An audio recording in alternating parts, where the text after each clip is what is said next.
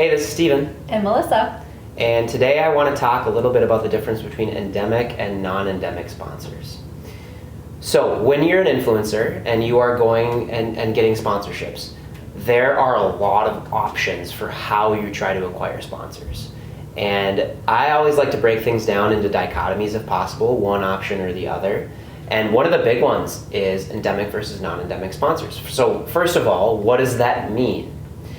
If you're an influencer and you have a particular area of expertise, say DIY, an endemic sponsor is someone who is directly related to the project topic that you're talking about. So for example, if Melissa is putting in a fence company may sponsor her. That is what we would say is an endemic sponsor. And then there's a concept of a non-endemic sponsor. So that would be a company like Squarespace or Athletic Greens or a VPN. You get it. Something that is not directly related to the project. There are positives and negatives to each, and we're going to break that down in this video, including what differences in rates you can expect. Now, I really want to talk about endemic sponsorships because that's what I strive to feature the most on my channel. I really prefer when the sponsorship integration is very organic and it's not just like a 60 to 90 second ad placement. On YouTube, those are often called dedicated videos instead of integrated videos. On Instagram, TikTok, etc., typically you just sneakily put in product placement while you're doing something else that holds the viewer's attention and doesn't feel like an ad that way. While endemic sponsors can be a little harder to land, I don't want you to shy away from pitching yourself. A lot of times I land endemic sponsors by reaching out on Instagram to the brand I want to use or the product I want to use, sending them a DM saying, hey, can I speak with your marketing person about partnering with Welcome to the Woods? And they will get back to me with an email. We continue the conversation from there, and I basically say, I am interested in your product.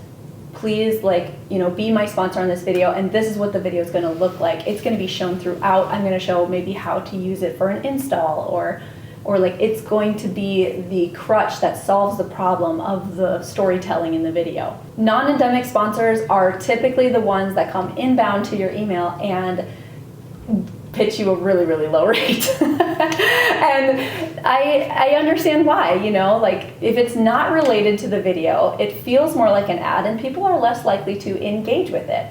So I want Steven now to talk about the difference in rates between and describe CPM and RPM. So let's first talk about how advertisers who are trying to advertise on your channel are giving you rates. And that is through, like Melissa said, CPM. And that is the cost per 1,000 views. So advertisers who are savvy have a standard calculation for that. They know that on average, if they pay X amount of dollars to have 1,000 eyeballs on an ad, they will get Y amount of dollars in return on investment.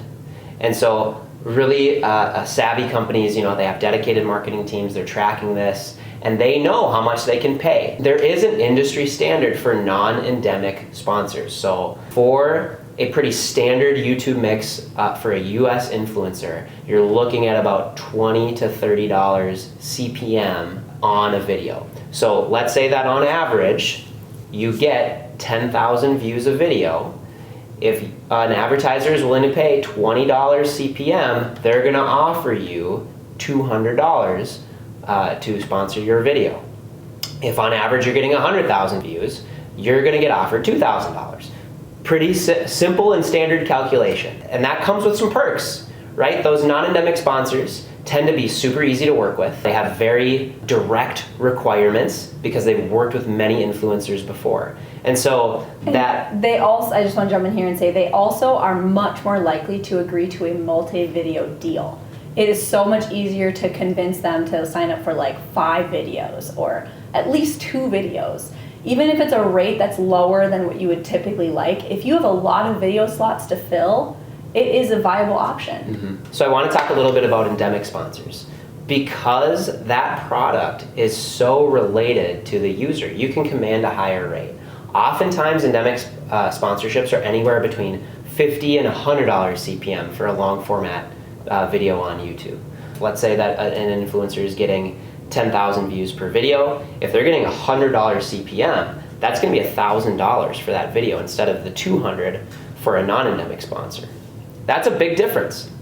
And a lot of times, especially for smaller influencers, it is worth the work of reaching out, of negotiating, of maybe dealing with more specific verbiage or placements or something like that in the video in order to get that higher rate. Both when you're not at scale and when you're at scale, right? If you have 100,000 views on average and you can get $2,000 for one of the standard sponsors out there, a non-endemic sponsor, you could get $10,000 or even more from an endemic sponsor or a related sponsor to that video. And oftentimes, those endemic sponsors want to do things on top of just the integration or dedicated video. They might want marketing content for their own channels that you may be willing to provide. And so oftentimes, those deals can be far more lucrative, even though they're a lot higher touch, to the point where it makes it worth your time.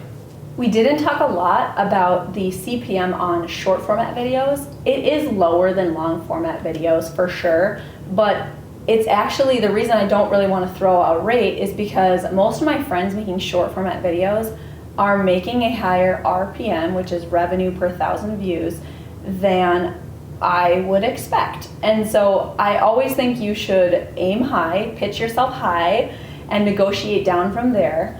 I typically, if I get an easy yes, even like once, I'll pitch higher the next time. Like I'll raise my rate a little bit because it always should be a negotiation. If you're afraid of negotiating, being an influencer making a big income is not in your future because every single time I work with sponsorships, there's a negotiation involved. This is especially true, again, with non-endemic sponsors. I think non-endemic sponsors are a lot more unwilling to change the rate and unwilling to negotiate.